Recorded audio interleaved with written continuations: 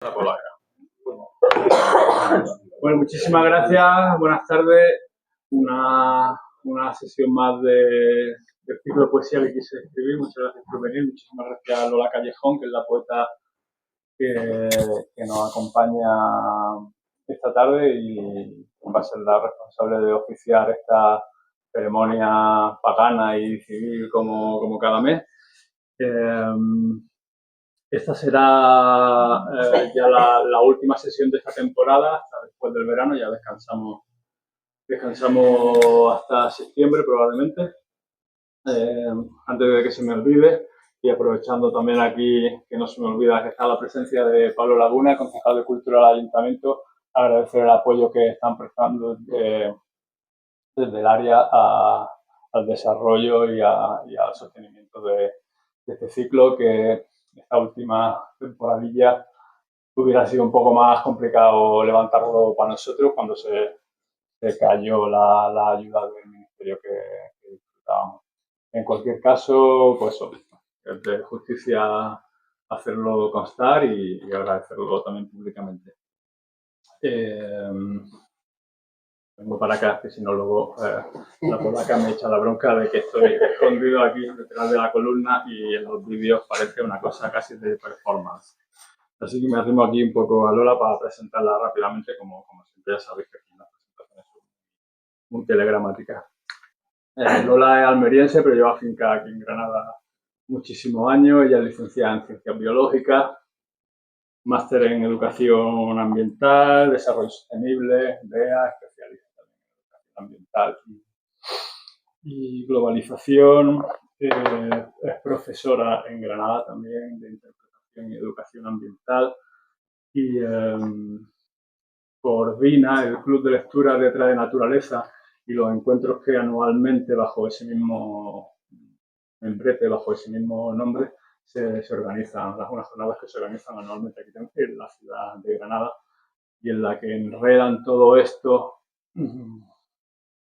que bueno, no sé cómo se llamará en otras artes, pero en lo que atañe a la literatura, esto que desde el mundo anglosajón conocemos como nature writing, escritura de la naturaleza, y que un poco lo que Lola practica incluso desde antes de que supiéramos que eso se llamaba así.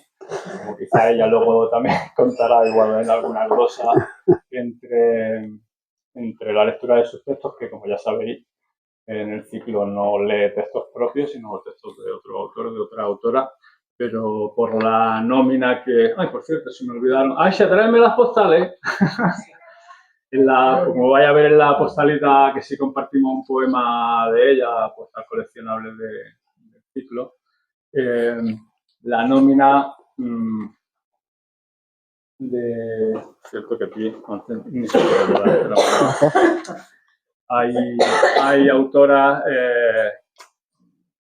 de relevancia internacional dentro de este género, si queremos llamarlo así, o de este estilo, o de esta especie, de atender a nuestra conexión con toda criatura viviente del planeta y a estar atento a tomar el pulso a esas asociaciones que podemos establecer con todo lo vivo.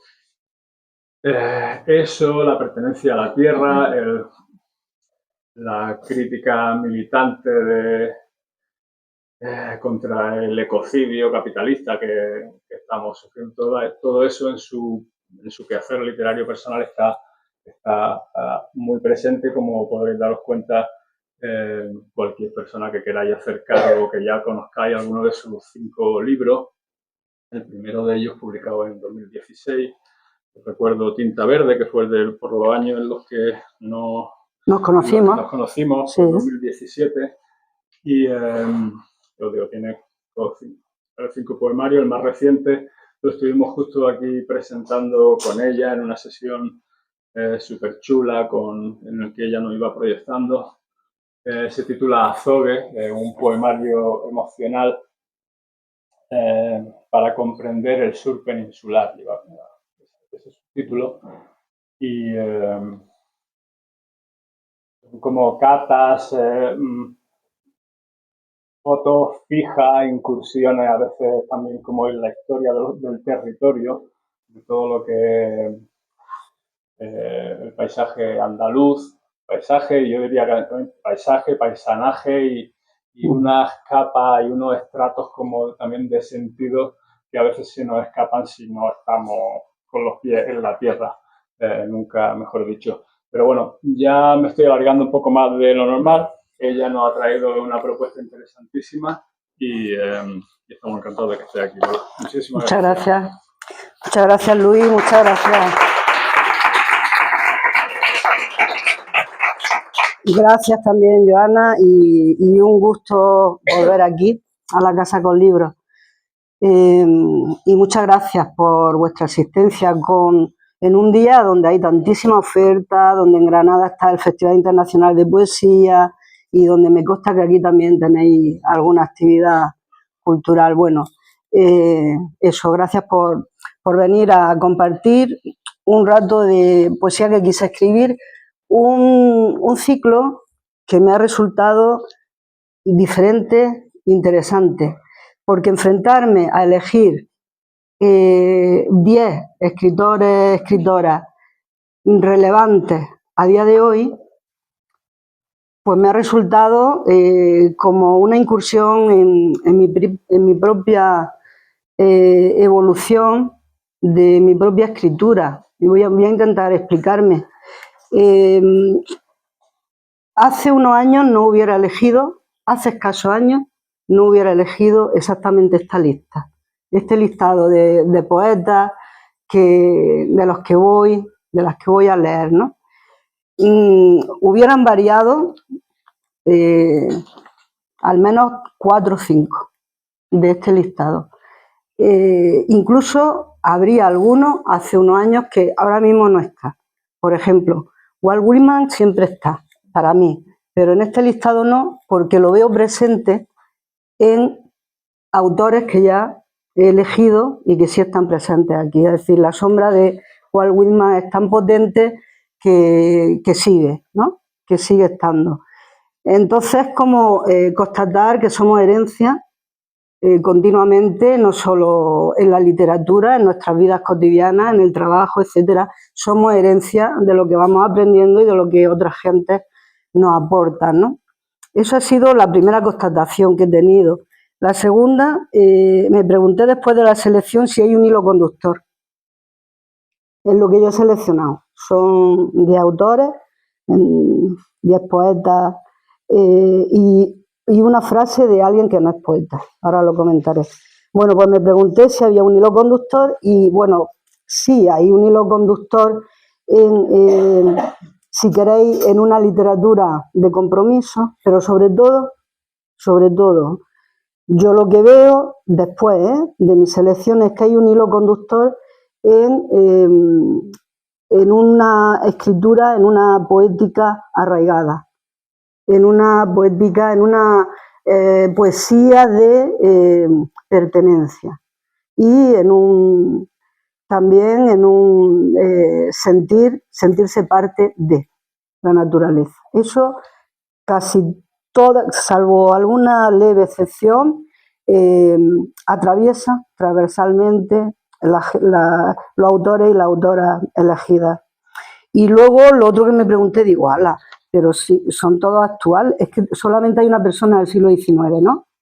El resto son todos del siglo XX, todos y todas del siglo XX. Bueno, a mí me gusta gente también, me gusta Ovidio, por ejemplo, ¿no? Y no está. Bueno, pienso que primero que hay influencia de algunos clásicos en gente que está aquí y segundo que estas poéticas ya son muy actualizadas respecto a los problemas que nos acechan, ¿no? Y creo que por eso no están, no porque no me marcaron o no porque no me gusten. Bueno, entonces, estas son las reflexiones que deduzco después de haber hecho un listado al que he dado vuelta, que finalmente es el que traigo, pero Luis, estuve hasta incluso dentro de, ¿no?, de algún autor o autora, he quitado, he puesto poemas de forma que no me alargaran excesivamente, que no cansaran, que... Manda, Lola, como si al final quieres saltarte a alguna de las autoras que trae o meter en el tapadillo? Bueno, más o menos podemos ir controlando, ¿no? Tal cual está. Pero recomendaré alguna cosa que se puede ver, alguna web de alguna autora final, muy interesante, que no la vamos a proyectar aquí porque tiene audiopoemas muy bellos. Y bueno, me explicaré al final de todo que es una autora, es la última autora, ¿vale?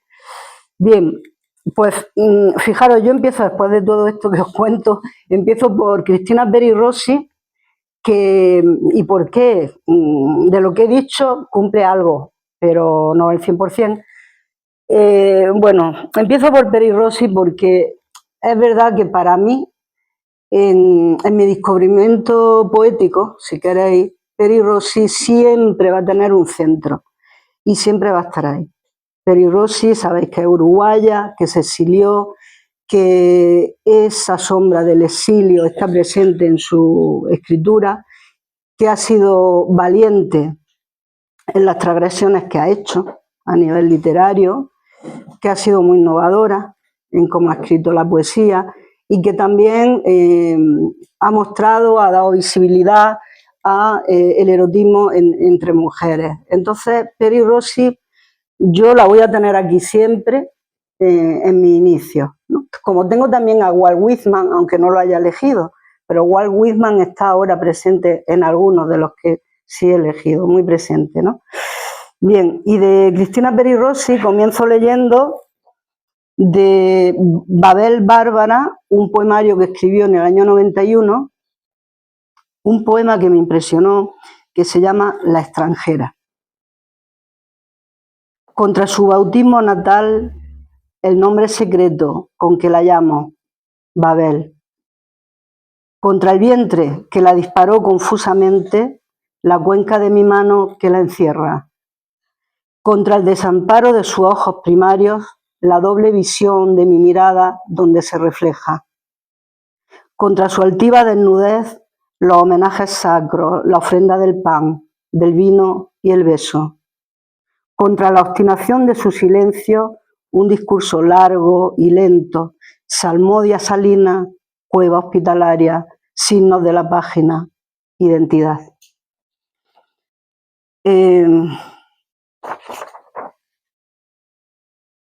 De otro poemario que se llama De la noche y el artificio, este ya más cercano, del 2014, se llama este poema Condición de mujer y desde luego es una denuncia de feminicidio de Ciudad Juárez.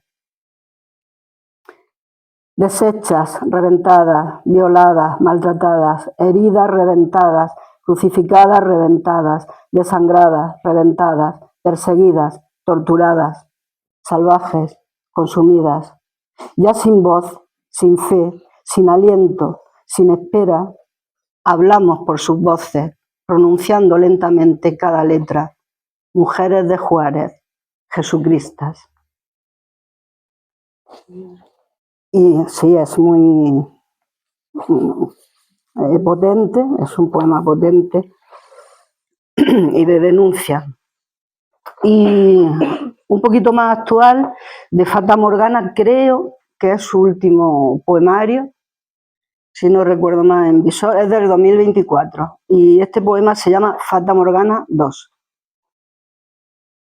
Te vi sobre las aguas quietas del mar, sonámbula, Fata Morgana, como un inmenso mascarón de proa, y todo estaba quieto, tu belleza lejana, a punto de ascender al inmenso cielo, las aguas detenidas en un mar transparente, y yo misma convertida en Fata Morgana, que contempló a una Fata Morgana y nunca supo cuál de las dos desaparecería sin dejar huella en el universo.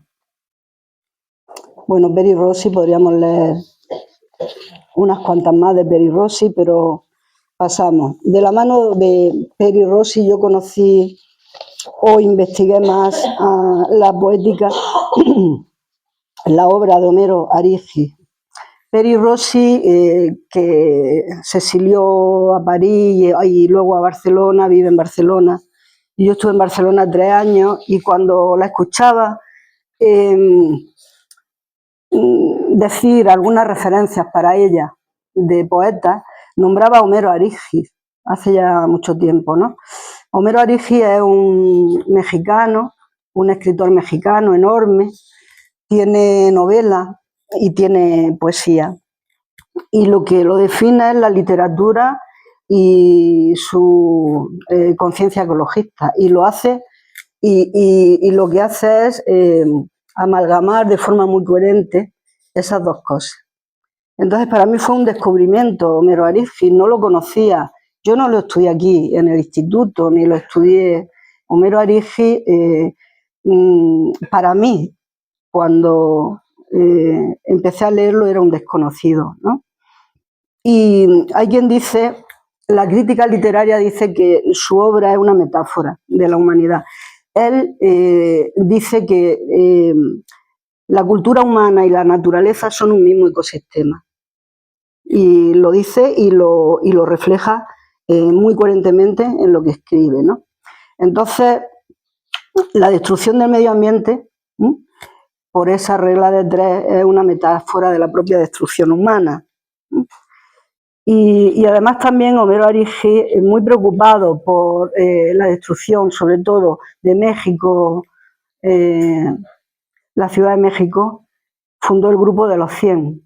No sé si os suena o no, pero es un grupo donde, bueno, es un grupo ambientalista donde mucha gente conocida, pues por ejemplo, Günter Grass, Margaret Atwood, el mismo, una serie de intelectuales y gente de la zona también, gente menos conocida. En el Grupo de los 100 pues tienen una plataforma para trabajar por la defensa del medio ambiente. Bueno, este es Homero Arígis, no me voy a extender mucho en su presentación porque podéis buscar referencias. De él traigo 2 poemas. Uno, el primero se llama El ojo de la ballena, Génesis 1:21. Y dice así: y Dios creó las grandes ballenas allá en Laguna San Ignacio, y cada criatura que se mueve en los muslos sombreados del agua. Y creó al delfín y al lobo marino, a la garza azul y a la tortuga verde, al pelícano blanco, al águila real y al cormorán de doble cresta. Y Dios dijo a las ballenas: fructificad y multiplicaos en actos de amor que sean visibles desde la superficie, solo por una burbuja, por una aleta ladeada, asida la hembra por el largo pene prensil, que no hay mayor esplendor del gris que cuando la luz lo platea. Su respiración profunda es una exhalación. Y Dios vio que era bueno que las ballenas se amaran y jugaran con sus crías en la laguna mágica. Y Dios dijo: 7 ballenas juntas hacen una procesión, 100 hacen un amanecer. Y las ballenas salieron a atisbar a Dios entre las estrías danzantes de las aguas. Y Dios fue visto por el ojo de una ballena. Y las ballenas llenaron los mares de la tierra. Y fue la tarde y la mañana del 5.º día. Y este otro, que es más cortito, se llama A una mariposa monarca. Supongo que sabéis que las mariposas monarcas, preciosísimas, con una ala atigrada, hacen una de las mayores migraciones en el reino vegetal. No pesan, no llegan a 1 gramo, no pesan apenas, son delicadísimas y por lo tanto muy vulnerables, ¿no? Están en peligro pues porque podemos resumir que su hábitat se están destruyendo de alguna manera, ¿no? También el cambio climático influye en eso. Arígis es de un pueblo como a 90 kilómetros de Ciudad de México, un lugar donde llegan las monarcas y donde él las ha visto desde pequeñito. Él las tiene en su memoria y ha visto parte de ese ciclo, ¿no? Entonces le hace este poema pequeño, pero contundente. tú que vas por el día como un tigre alado, quemándote en tu vuelo, dime qué vida sobrenatural está pintada en tu ala para que después de esta vida pueda verte en mi noche. Bueno, Arigi, si no lo conocéis, merece la pena bucear un poco, ¿no? En la poesía de... También tiene una parte de su poesía dedicada, digamos, al amor, ¿no? O sea que es variado, pero la conciencia ambiental siempre está en lo que escribe. Bien.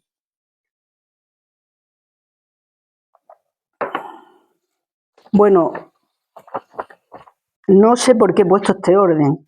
Ahora he puesto Emily Dickinson. No sé por qué he puesto este orden. Emily Dickinson, bueno, supongo que Arigis porque Cristina Peri Rossi lo nombraba y yo lo descubrí a través de eso, ¿no? Y Emily Dickinson porque también, y me consta que aquí se ha leído, supongo, ¿no? De Emily Dickinson. Emily Dickinson, pues porque yo pues siempre vuelvo a Emily Dickinson. Es algo que está ahí, es una poeta que me acompaña.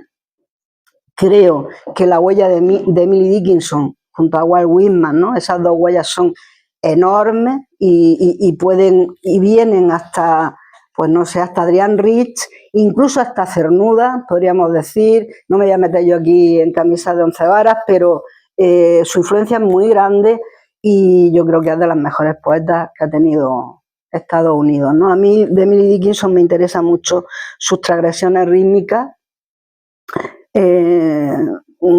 y también alguna temática de ella, ¿no? Ella rastreó mucho el ambiente que la rodeaba. De hecho, tiene un libro, no sé si conocéis, que se llama Herbario, que editó, ya lo dijo Casimiro Parques, creo, la editorial, una edición preciosa.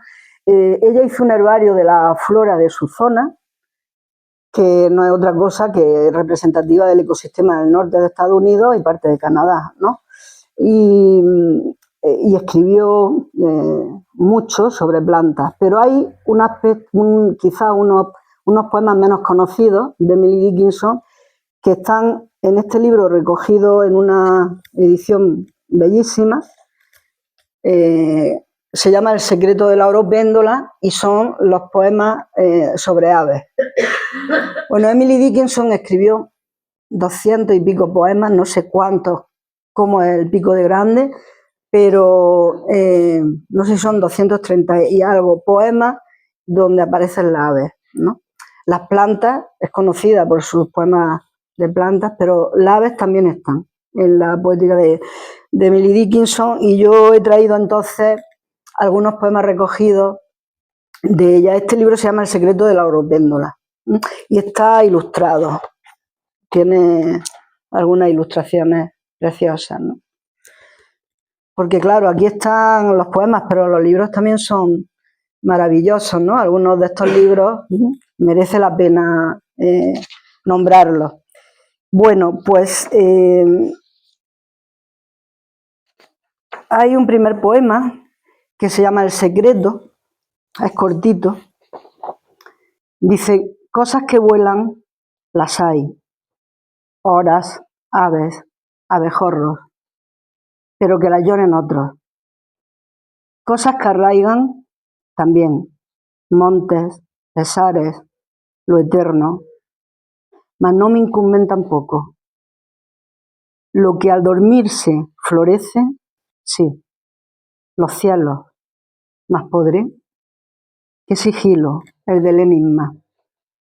Bueno, tiene requiebros y, ¿no? Y los paréntesis, los guiones típicos de ella.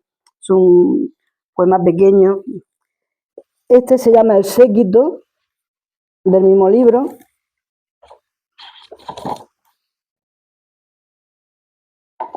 Y está ilustrado. Esto creo que es un ruiseñor, aunque no aparece en el poema. Bueno, dice, un séquito cruzaba el cementerio. Un pájaro arrancó a cantar y trinó, tremolando, estremeciendo, hasta que todo allí empezó a trinar. Y él adoptó su partitura al resto, y saludó y volvió a empezar. Aquel le parecía, sin duda, el mejor modo de despedir a aquellos que se van. ¿Verdad? Yo me quedé. Y el libro se llama El secreto de la oropéndola y este poema se llama La oropéndola. La oropéndola sabéis cómo es, ¿no? Bueno, pues para quien no recuerde o no la haya visto nunca, os podéis ir al Darro, a la Fuente del Avellano y esa zona, y hay oropéndolas. Por ejemplo, es un lugar donde podéis ver oropéndolas. Está cerca de los ríos, habitualmente, de los bosques de ribera, ¿no? La oropéndola es amarilla y tiene un plumaje gris oscuro negro, ¿no? En la ala. Es, cuando la ves, es que es un fogonazo. Pues eso, ¿no? Una lanza amarilla que de pronto aparece por ahí. No tenemos muchos pájaros amarillos, del amarillo de la oropéndola. Entonces ella le dedica este poema. Entre los seres que Midas tocó, tocarnos a todos no pudo, estaba esa cándida espléndida, esa beatífica de la oropéndola, pura ebriedad, por más que burlando lo niegue, divina, tan cegadora, posada, parece una veta en la mina. Una implorante la muy tuna, una epicúrea ladronzuela, un oratorio que de súbito al éxtasis se eleva, la jesuita de los huertos, la embacuadora que encandila como fragancia al derramar sus huidizos anhelos, el meteoro de las aves, el fulgor y la gloria de Birmania que desfila como una procesión de bardos y baladas. No se puede escribir mejor, ¿eh? Es que... Bueno, pues Emily Dickinson, también un placer de poesía. La siguiente persona que elijo, el siguiente poeta, se llama Harry Martinson. Es sueco. Yo lo tengo en mi cabecera y lo leo casi a diario. Hubo un tiempo que lo leía a diario y ahora casi, ¿no? Harry Martinson pertenece a eso que se llama escritores proletarios suecos, esa corriente, aunque él bebió también del modernismo. Tuvo una vida un poco errante, pues se enroló en un barco. Digo todo esto porque se influye luego en lo que escribe, ¿no? Se enroló en un barco a lo largo del mundo durante casi 7 años. Y la Academia Sueca dice que le dio el premio Nobel. Voy a leerlo literalmente porque dice, por una poesía que refleja la totalidad del universo en una gota de rocío. Eso hace. Cuando leas a Harry Martinson, entiendes lo que dijo la Academia Sueca, ¿no? O sea que es un detallista, un místico, un universal, todo a la vez. Y un errante, hay quien lo definió como un nómada universal, ¿no? Con esa mirada de nómada universal. Para mí fue un descubrimiento grandísimo a nivel poético. Él escribe con versos muy largos, tiende a cierta narratividad, pero no da opinión, o sea, son poemas. Y he elegido 2, uno de versos largos y otro un poco más corto y de versos más cortos, 2 estéticas. El primero se llama En el Congo. Nuestro barco, la fragua de los mares, viró para salir de los vientos alisios y se puso a remontar el río Congo. Las lianas colgaban arrastrándose por la cubierta como correderas. Nos cruzamos con las famosas barcazas de hierro del Congo. Negros de las regiones de los afluentes pululaban sobre las ardientes chapas. Se ponían las manos abocinadas sobre la boca y gritaban, «¡Que te lleve el diablo!», en un idioma bantú.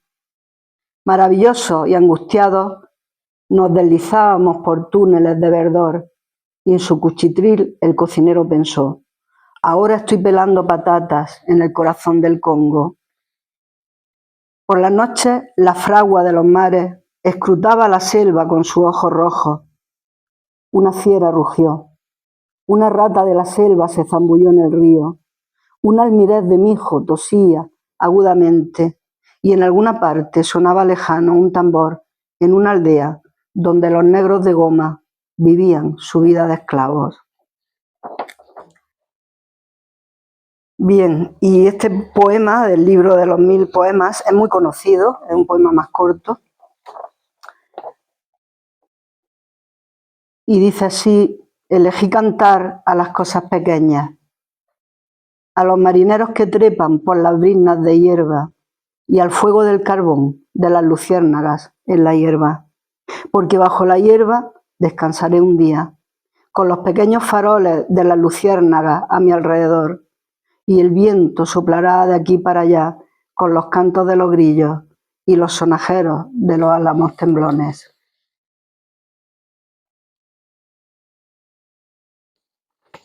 Me he cortado, he quitado algunos porque había puesto varios más.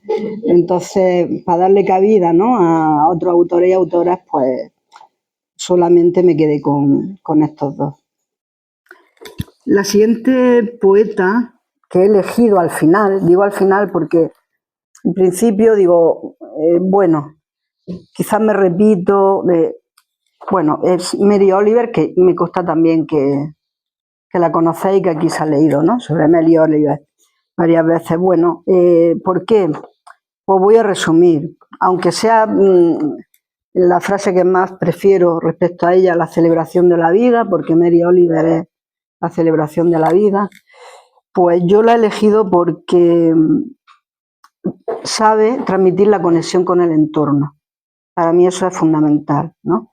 Esa comunión nos enseña a mirar la naturaleza, es algo que hemos perdido y que hemos roto. Entonces la elijo por eso. Y aunque hay otros poemas mucho más conocidos, yo he traído esto que se llama Una o dos cosas y que está dividido en siete poemas, a su vez numerados. 1. No me molesten, acabo de nacer. 2. El vuelo de la mariposa, como al galope, la conduce por el reino de la hoja, delicadamente. También la conduce a donde quiera ir, a donde sea, parando aquí o allá, embriagada entre la garganta húmeda de las flores y el barro negro. Arriba y abajo aletea, frenética y sin rumbo.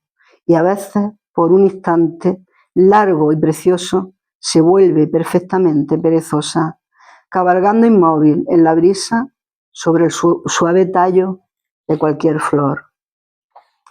3. El dios de la tierra se me acercó muchas veces y dijo tantas cosas sabias y deliciosas que yacía sobre la hierba escuchando su voz de perro, voz de cuervo, voz de rana. Ahora, dijo, y ahora, y nunca mencionó para siempre, que sin embargo siempre ha estado como una pezuña de hierro afilada en el centro de mi mente. Este era el 4. 5.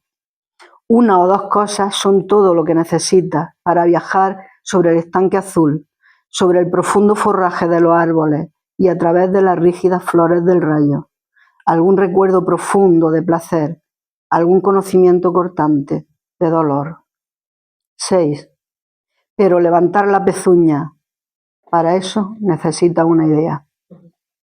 Y 7. Por años y años luché solo para amar mi vida.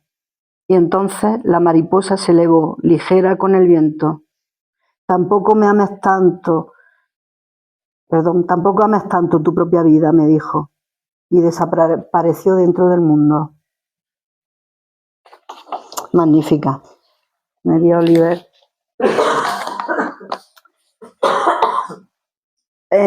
Ya he dicho que no sé por qué he puesto este orden, ¿no? Pues ahora, el siguiente autor que elegí es Julio Llamazares.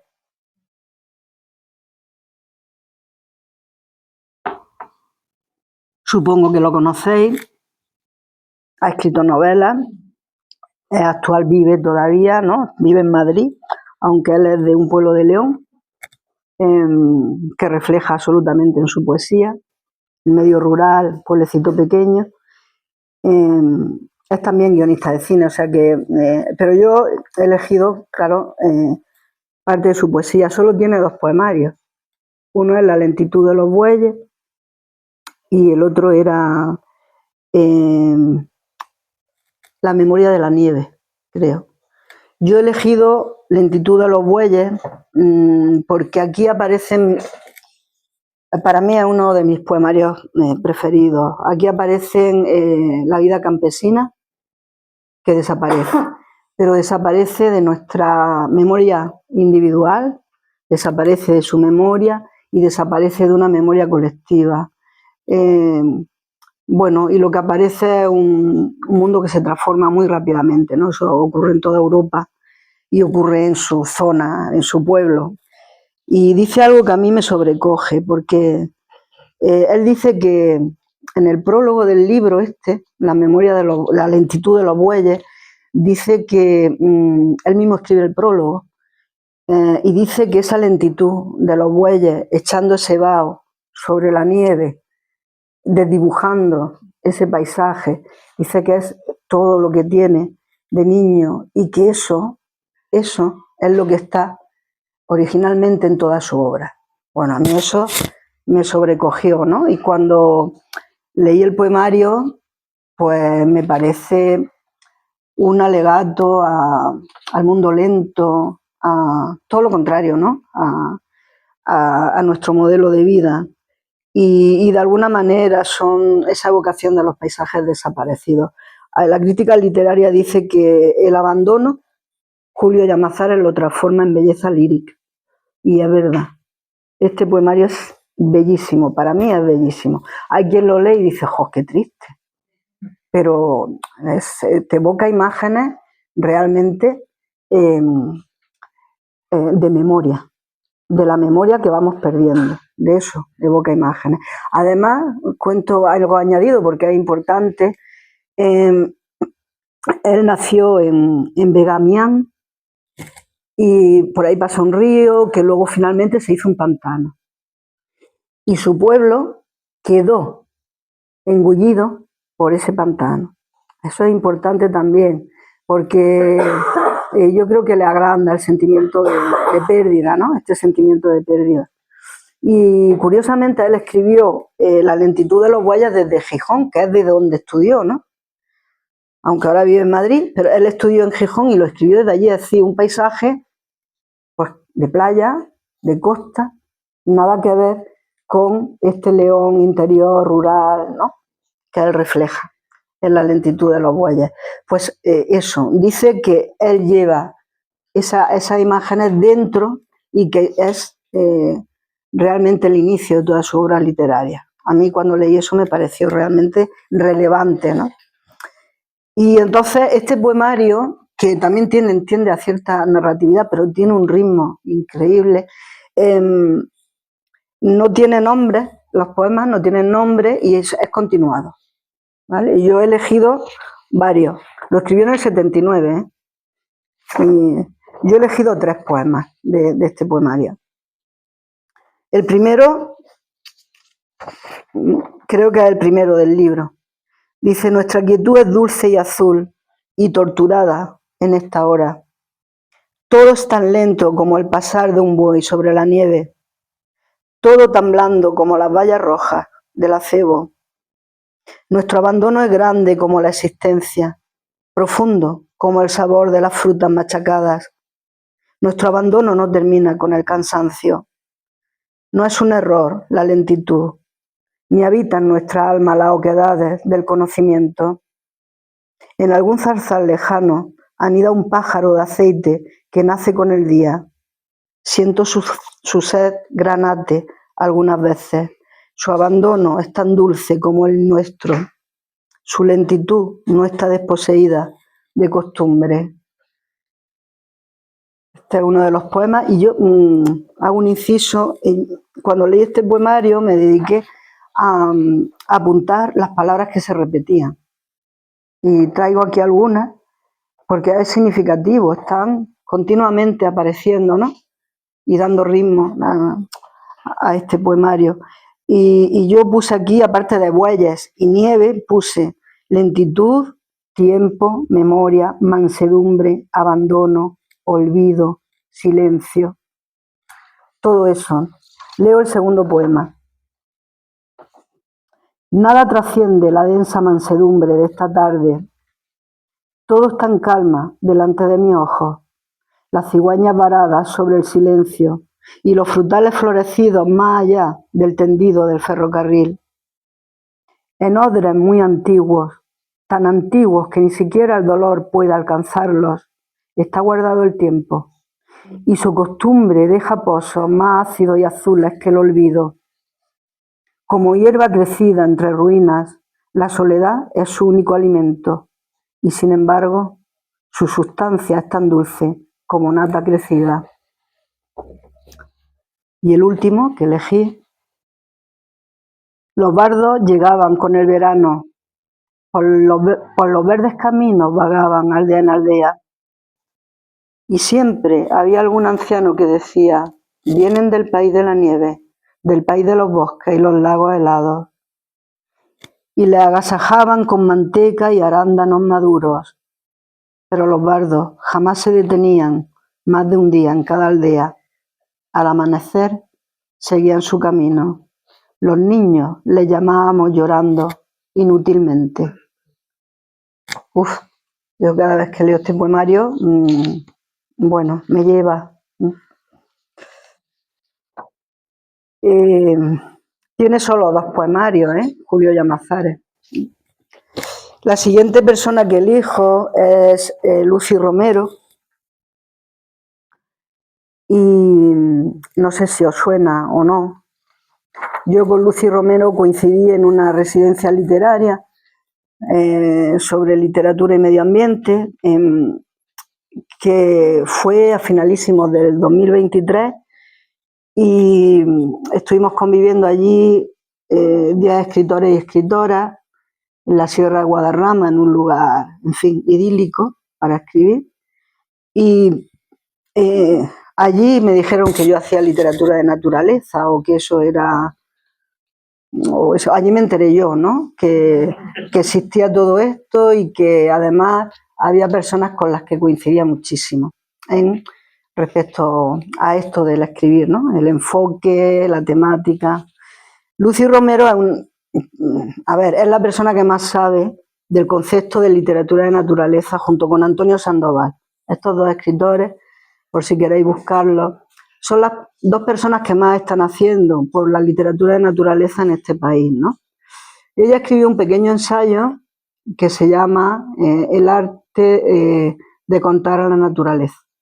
Y un pequeño ensayo que es clave. De todas formas, ese ensayo ya tiene unos años y ella va incorporando continuamente más prismas, más miradas, ¿no? de ese concepto de literatura de naturaleza. Lo digo por si queréis investigar un poco, y también es poeta, entonces por eso la traigo aquí, y le gusta muchísimo el desierto. De hecho, me consta que está escribiendo una novela sobre el desierto. No voy a desvelar qué desierto, porque, bueno, pues cuando esté la novela... Este poemario se llama, fijaros, pequeñito, se llama Western. Y bueno, en realidad es un poemario del duelo, del mito, de la tragedia, como los westerns, ¿no? Es un poemario ahí. Y también, muy importante decir que para muchos escritores de naturaleza, el desierto es una frontera, en todos los sentidos, desde el punto de vista natural, ecológico, y desde el punto de vista humano también. Y ella en este librito así lo trata, ¿no? Y es una frontera extrema. Bueno, este es un corto, se llama Diligencia, llanura y otros rituales. La frontera es un estado indivisible. sin hilos ni ambiciones. No es así por azar, es vicio, escenario desnudo, y el ojo despliega artificios. Los relatos narrados se impregnan de polvo. Es un río sin retorno. Es una hora no diagnosticada. Western. Y un poemario actual, más actual, es este que se llama No sabe la semilla de qué mano ha caído, ese es el título del poemario. Son versos cogidos de Rosario Castellano. Y de aquí voy a leer el primero y el último. Este poemario es lenguaje y territorio. Son esas dos cosas que a mí me encantan, ¿no? La palabra territorio me encanta, la palabra arraigo me encanta, me gusta la poesía arraigada, me gusta la escritura arraigada y me gusta el territorio presente y nombrado, porque lo que no se nombra no está o no existe, ¿no? Entonces este libro son las dos cosas. Es decir, que Lucia es de un pueblo de Córdoba, es de Cabra, y siempre tiene como un eterno retorno. Ella vive en Valencia, es gestora cultural, bueno, ha gestionado una librería muy importante de allí de Valencia, ya no, y tiene un eterno retorno a Cabra, no retorno, así, ¿no? Bueno, entonces este libro no sabe la semilla de qué mano ha caído. Y enlaza con el desierto. Dice, volver al desierto, destejerlo y encontrar un oasis en su borde. Allí donde nada se recuerda, cae la semilla y la siembra remueve y germina. Reiniciar la vida, que es esa cierta hermosura sostenida, porque la semilla no sabe de qué mano ha caído. Y el último poema del libro, tiene un fragmento de Nuevo Día de Loli Manuel, que dice: la luz vence tinieblas por campiñas, yo no sé cantarlo, por campiñas lejanas, el aire vuela pa nuevo, el pueblo se despereza, ha llegado a la mañana, ¿no? Pues tiene esa entrada al poema.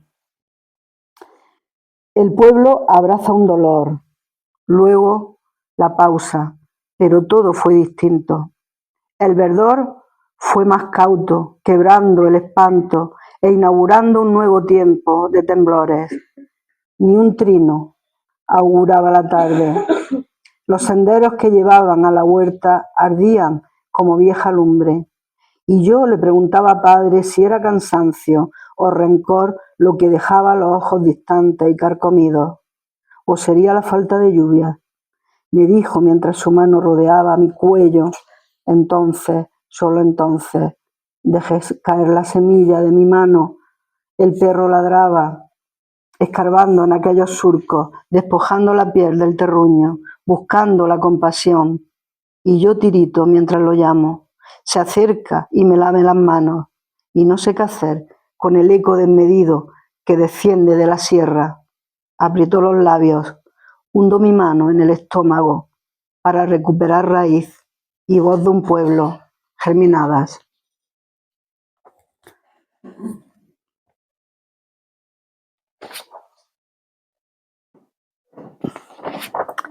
La siguiente poeta es María Ángeles Pérez López. No sé si la conocéis, es profesora en la Universidad de Salamanca, de literatura hispanoamericana. Y lo que más me interesa de María Ángeles Pérez López son los tres poemarios últimos que tiene, son una maravilla, ¿no? Hay uno que es Mediterráneo de los Muertos, porque ha obtenido algunos premios. Y no voy a leer de Mediterráneo de los Muertos porque son poemas en prosa largos, tiene en decasílabos blancos, es muy narrativo, es prosa poética. Y luego, debajo de los poemas, tiene unas cuantas anotaciones, que lo que hace es ampliar enormemente el significado del propio poemario. Ella misma escribía y decía que se le quedaba corto el lenguaje, que tenía que anotar en los poemas. Entonces es complicado leerlo, ¿eh? Creo que ella es idónea para eso, pero igual yo no. Y son poemas muy largos, pero nombro ese poemario porque es impactante. Es sobre los flujos migratorios y es el Mediterráneo. Bien, he traído otro poemario, también de ella, que se llama Fiebre y compasión de los metales, y hay un poema que me gusta, que se llama Lo amputado.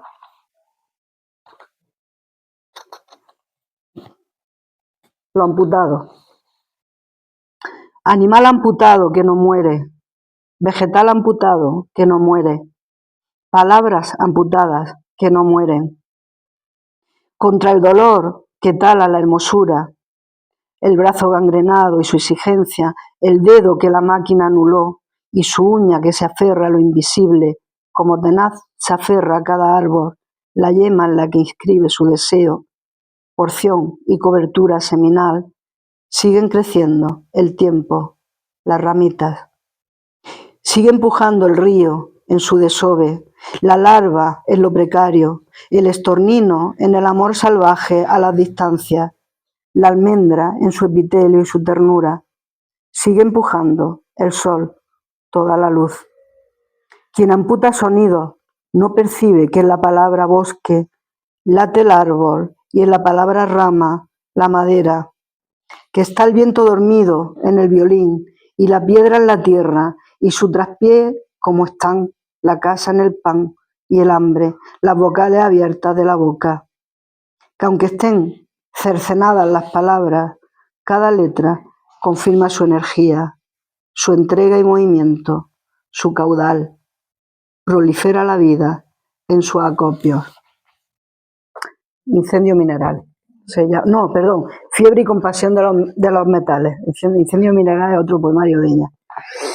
Bien, la siguiente persona elegida es Jorge Riemann, que también estuvo en la residencia literaria de esta que os comento, en la Sierra de Guadarrama, con Lucy y con todos los que estuvimos allí, todos y todas.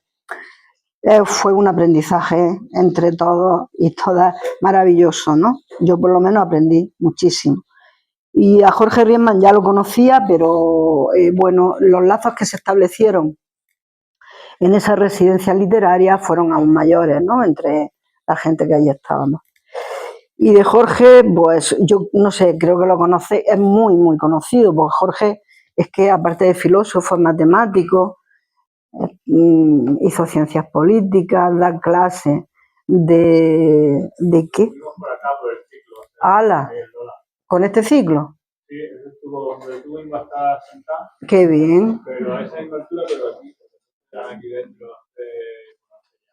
Vale, pues en honor a Jorge Riemann, todos estos poemas. Él también tiene un claro compromiso ecologista grande, un compromiso grande, y tiene algunos poemas para mí maravillosos. Y también decir que él lo que propone es lo simple, lo lento, lo natural, y lo aplica a su propio poetizar, ¿no? Quita mucho artificio y también quita, digamos, mucho postureo, ¿no? Al hecho de escribir poesía. El último poemario, si no entiendo yo mal, es En el fondo del valle ha muerto Jorge Riemann, ese nombre. Y es literal, porque él tiene un tío que se llama Jorge Riemann, que murió allí, que él está muy vinculado a la Sierra de Guadarrama, es donde vive en Cercedilla actualmente, pero bueno, es donde él ha ido de niño, donde ha andado, ¿no?, por esos bosques, y allí murió, en el fondo del valle, cerca de Rascafría, por allí murió su tío, Jorge Riemann. Lo explico porque puede chocar, ¿no?, el título un poco. De aquí he cogido muy cortito la buena sociedad de raíces, hifas, bacterias, micelio, micorrizas, por debajo del suelo del bosque antiguo. Una forma de estar juntos menos cruel y más digna que la nuestra. Y luego de sus poemas lisiados he cogido este. Si finalmente en la configuración de sedimentos las catástrofes de ayer han dejado huesecillos, esquirlas y raíces que quepa disponer formando algo parecido a un rostro humano, lo llamaremos en primera instancia poema y de antemano los habremos lisiado. De su libro Mudanzas del Isonauta, en la parte quinta, este es su poema 2, a los 51 años de edad supe la noticia más terrible. Perdidos, estamos perdidos. Y tuve entonces que reaprender como un tullido que poco a poco recobra algunos movimientos la militancia de la alegría. Bueno, es que nombrar el ecocidio, nombrar los problemas que nos acechan, no significa quedarte con el catastrofismo, porque Jorge siempre apunta a un saber hacer, a una posibilidad. Está entre esa tristeza y también la utopía, ¿no? Y siempre está ahí. Y este poema me encanta. Es antiguo porque es del año 90, de 1990. En su libro En muro con inscripciones. Y tiene un nombre en alemán. Se llama, no sé si lo voy a decir bien, Verwis die Spuren. Es decir, borra la huella o borra tu rastro. Eso quiere decir. Me han hablado del poeta que se arroja ácido a la cara durante los recitales y escribe en el cielo preprogramado de California con humo de aeroplanos. Y me impresiona la calidad de esta ética laboral tan a la altura de nuestros tiempos de paleocapitalismo posmoderno. Todo por la patria, por el patrón, por el poder, por la poesía. Pero me temo que ni siquiera con tanto sacrificio consigue durar más de 10 segundos en los telediarios. Prefiero otra estrategia lateral, contraria. Escribir en la arena y hablar en voz muy baja para que tú me oigas. Borrar la huella. Bueno, es un manifiesto contra la mercantilización, claramente, ¿no? Y el postureo del arte en general, de una poesía discreta, humana, ¿no? En fin, una poética de la intimidad, diría yo, y de la resistencia sutil. Eso es Jorge Riemann, todo eso. Bien, no sé cómo vamos de tiempo, pero la última persona, ya me he pasado, ¿no? ¿Oh? ¿No? Si aguantáis un poquito, a ver, este es que es un poema largo, pero si acaso me puedo parar en la mitad es para que entendáis un poco el sentido. A ver, esta mujer que se llama Katy Genil Kijiner es de las Islas Marshall. Debo al club de lectura que tenemos en Granada, nuestro club de lectura Letras de Naturaleza, para mí un libro increíble, que me descubrió a la vez otras miradas, sobre todo una mirada muy decolonial, de la que carecemos, ¿no? Y carecemos de esa mirada decolonial en nuestros poemas, en nuestra literatura y en nuestros pensamientos. Aquí, en este libro que lo he traído, porque es un bellísimo libro también, es de Ediciones Menguantes. Lo leímos, no me acuerdo si fue a final del 2025, ¿no? Se llama Atlas de las futuras islas sumergidas. Y decir que me entusiasma, este libro para mí es imprescindible en un mundo como el que tenemos, ¿no? Y es como buen libro de literatura de naturaleza, mezcla, es un híbrido. Eso ocurre mucho en la literatura de naturaleza. Tiene literatura, sentido estricto, tiene poesía. Ahí descubrí a Katy Geñil Quijines, la descubrí, la seguí y ya, ya no la dejo, continúo, ¿no? Con ella. Y veis, el libro, pues, tiene historia humana, geografía, historia natural, veis, la maquetación es buenísima también, pero va mezclando estos pequeños poemas y pequeños relatos de esas comunidades, ¿veis? Pues ahí, en estos laterales, descubrí a esta mujer. Ella es escritora e intérprete de las Islas Marshall, y es una activista, y sobre todo tiene una mirada decolonial, como todo este libro, como todo el libro. Y tiene una práctica creativa entre la narrativa de su tierra, que rescata, y el activismo. Ella, el cambio climático, la preocupación por el cambio climático, el compromiso por trabajar contra el cambio climático en un territorio que se le está inundando. Es que desde aquí igual no somos conscientes, pero el libro son alas de las futuras islas sumergidas, son todas islas que se están sumergiendo, ¿no? Y territorios que están planteándose cambiar, o igual la capital de esa isla, subirla a otro sitio. O sea, realmente son situaciones extremas. Bien, pues ella actualmente es una enviada climática de su gobierno, del Ministerio del Medio Ambiente de las Islas Marshall. Y también está entre las Islas Marshall, estudió en Hawái, o sea que visión isleña tiene, desde esos ecosistemas isleños la tiene. Y luego también pasea por, no sé si por Oregón o por temas también académicos.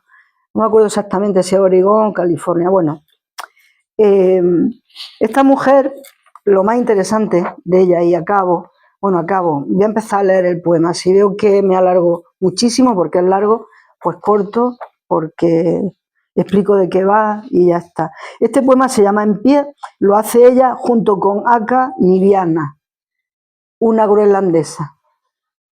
Y es maravilloso porque es un diálogo entre la groenlandesa, que se está derritiendo, ¿no? Y por ese aumento de las aguas, porque se están derritiendo los polos, se hunde en el agua las Islas Marshall y otros territorios. Entonces, un diálogo entre ellas dos. Esta Aka Niviana, yo resulta que después de verla en los videopoemas que tiene, Katy Geñil, me he acordado de que es una actriz y que hay igual conocéis, no me acuerdo de la serie, pero hay una serie de Groenlandia que esta sale de policía.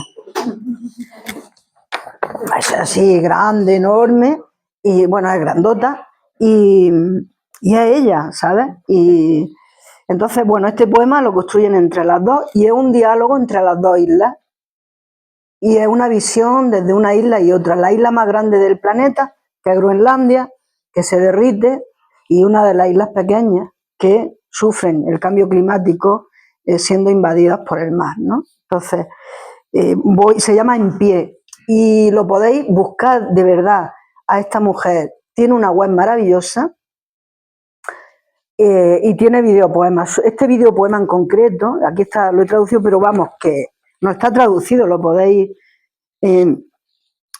pero el videopoema en su web está en inglés, pero va de esto, que yo traigo aquí. Entonces, se llama En pie, y tenéis que pensar en ese diálogo entre dos islas.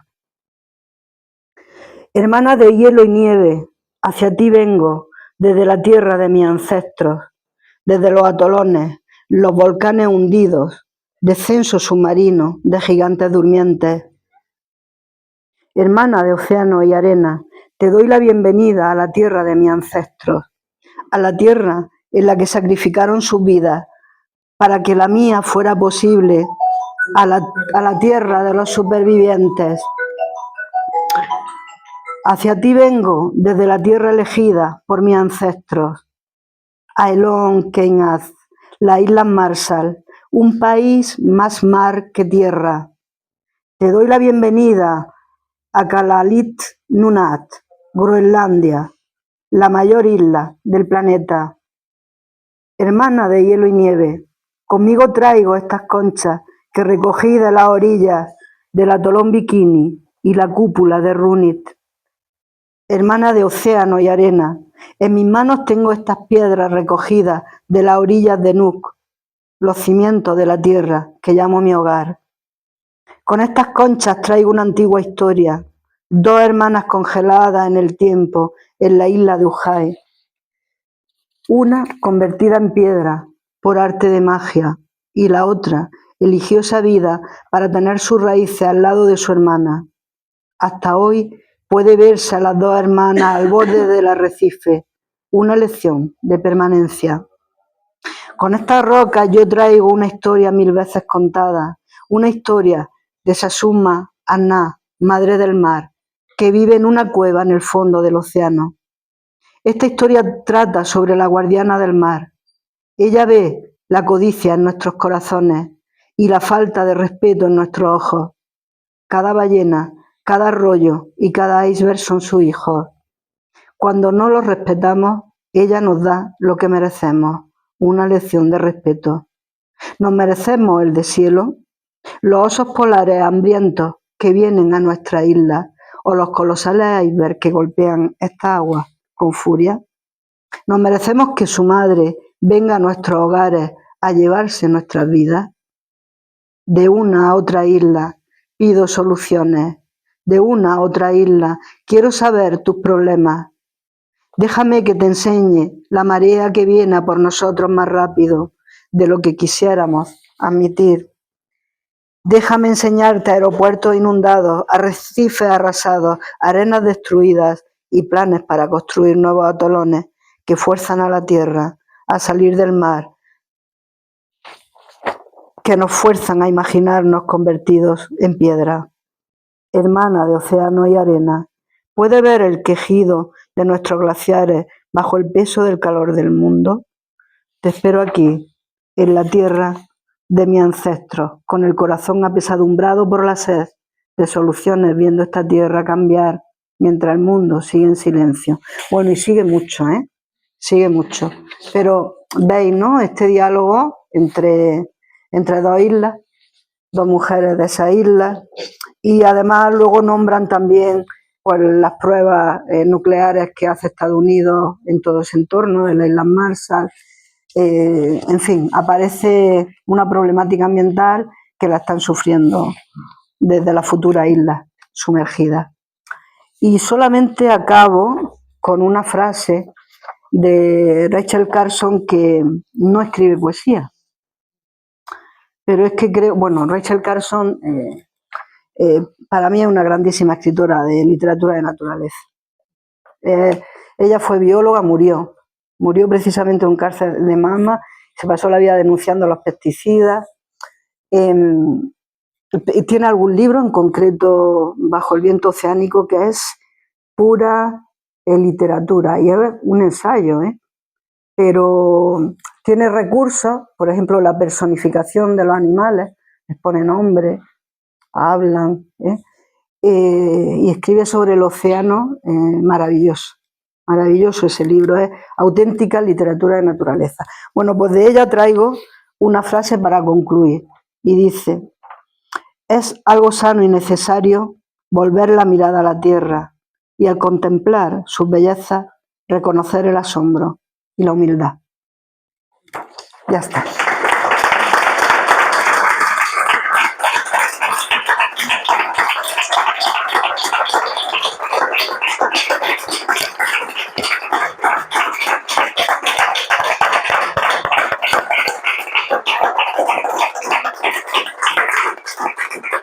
Pues no sé si queréis algo más. Yo decía, ya que lo has cumplido con tu parte, que nos regalara el resultado del poema tuyo.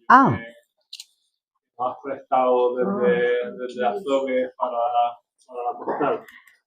Vale, sí, es de mi último poemario que se llama Azogue, un poemario emocional del territorio para descubrir el sur peninsular. Y tenéis que imaginaros en las faldas de la Sierra de Gádor, pueblos de la Baja Alpujarra almeriense, en concreto aquí en mi pueblo y alrededores, Dalías, y un paisaje morisco que aún queda un poco en las faldas, ¿no?, de esa sierra. Las moreras repartidas, los sarmientos, los viñedos, 5 gusanos de seda, un ins en el buen camino, las tajas, las alquerías, en los barrancos vergeles, los turnos de riego, corsarios turcos en las 2 bahías, los cristianos viejos y los hidalgos, el reparto de las moriscas tierras. Adquirida la herencia, minifundios, 100 huertos, albahacas y luciérnagas. Se repite la historia de otra forma. Manos que migran, expulsiones de ida y vuelta, sin refugio.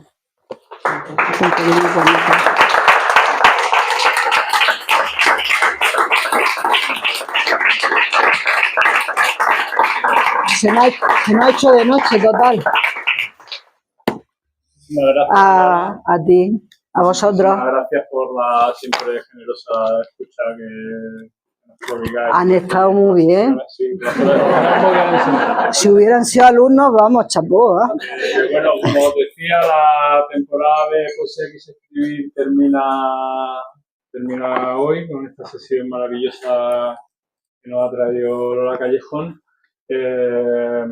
Ya no regresa hasta después del verano, pero las actividades siguen y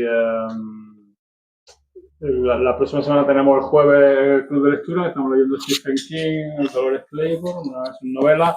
El 15 viene la gente de La Madeja, las amigas de La Madeja, la revista feminista, a presentar su último número, un monográfico dedicado a las casas. Y luego el 22 tenemos a Seis Dedos, Álvaro García, ilustrador granadino, ahora mismo centrado entre Sevilla y Cádiz, que va a presentar Fui Piedra, que es de mi centro, una colección de todos los trabajos gráficos, trabajos de ilustración que durante la última década le ha dedicado al mundo del flamenco, un álbum gráfico interesantísimo. Tendremos la suerte de poder conversar aquí con él.